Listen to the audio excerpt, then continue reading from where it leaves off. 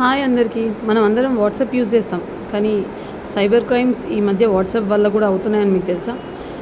So వాట్సాప్లో ఉండే కొన్ని సెట్టింగ్స్ చేంజ్ చేసుకోండి, సో దట్ సైబర్ క్రైమ్ అయ్యే ఛాన్సెస్ చాలా వరకు తగ్గిపోతాయి.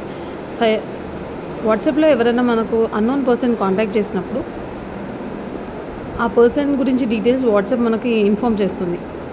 లైక్ వాళ్ళ పంపించిన మెసేజ్లో మిస్టేక్స్ కానీ, ట్యాప్ హియర్ ఫర్ లింక్ అని, లింక్ కింద లింక్ డిస్క్రిప్షన్లో ఉండడం కానీ, ఇలాంటివన్నీ సస్పిషియస్ అనమాట. అంటే అవి యూస్ చేసే ముందు ఒకసారి ఆలోచించుకోండి, అవి మీకు తెలిసిన వాళ్ళు పంపించారా లేకపోతే అన్నోన్ పర్సన్స్ పంపించారా. అలాంటి సైట్స్ విజిట్ చేసినప్పుడు మన టోటల్ ఫోన్ యాక్సెస్ వాళ్ళకి వెళ్ళిపోయి ఫర్దర్గా మన వాట్సాప్ యూస్ చేయడానికి రాదు.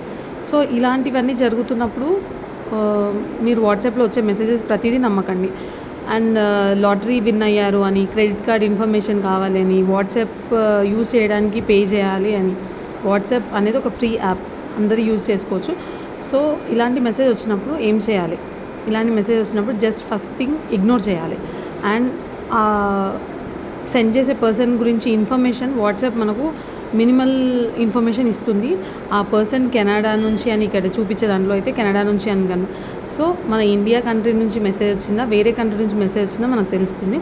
అండ్ ఈ పర్సన్ ముందు మీ కాంటాక్ట్లో లేరు అని కూడా చూపిస్తుంది. ఏదైనా కామన్ గ్రూప్లో ఉన్నాడా లేదని కూడా ఇన్ఫర్మేషన్ మనకు అవైలబుల్లో ఉంటుంది. సో ఆ పర్సన్ చూసిన తర్వాత ఆ ఫోన్ నెంబర్ కొంచెం సస్పీషియస్గా అనిపిస్తే ఇమీడియట్గా అది బ్లాక్ చేసేయండి. మెసేజ్ చేస్తే వాళ్ళు మనకు ఏదో లింక్ పంపిస్తారు, మనం క్యూరియాసిటీతో యాంగ్జైటీతో ఆ లింక్ క్లిక్ చేస్తే తర్వాత సైబర్ క్రైమ్కి లీడ్ అవుతుంది. So always stay safe. And ఇలాంటివి వచ్చినప్పుడు ఎవరికి ఫార్వర్డ్ చేయకండి, వాటిని ట్యాప్ చేయకండి అండ్ ఎవరికి షేర్ చేయకండి. సో మీకు డౌట్ వచ్చినప్పుడు జస్ట్ అది బ్లాక్ చేసేయండి. బ్లాక్ చేస్తే మీకే కాకుండా మీ ఫ్రెండ్స్కి కూడా అది యూస్ఫుల్ అవుతుంది. అండ్ కొన్ని ప్రైవసీ సెట్టింగ్స్, మన ఇన్ఫర్మేషన్ ఏవేవైతే ఉన్నాయో పర్సనల్ ఇన్ఫర్మేషన్, ఎవరైతే మన డిపి చూడగలుగుతారో అవన్నీ ఇన్ఫర్మేషన్ సెట్ చేసుకోండి.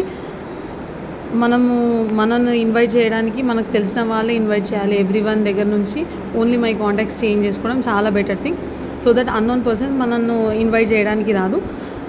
వాట్సాప్ నుంచి జరిగిన ఫ్రాడ్స్కి, సో వాట్సాప్లో ఏదైనా మెసేజ్ వచ్చింది, అన్నోన్ లింక్ క్లిక్ చేసాము, వాట్సాప్ యాక్సెస్ పోయింది అన్నప్పుడు ఇమీడియట్గా మీ పేరెంట్స్కి, మీ ఫ్రెండ్స్కి ఇన్ఫర్మేషన్ ఇవ్వండి.